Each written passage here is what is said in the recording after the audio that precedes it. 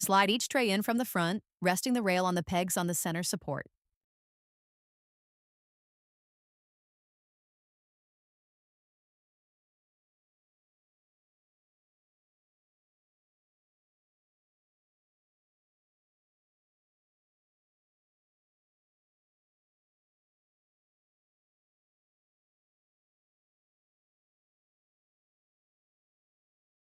Pull the tray forward past the front supports, capturing the peg in the tray slide groove and securing the tray.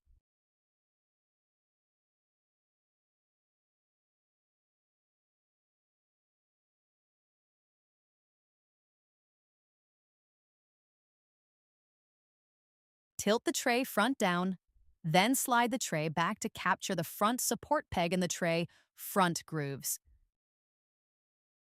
Complete the assembly by installing the final 4 support braces and the wire product separators.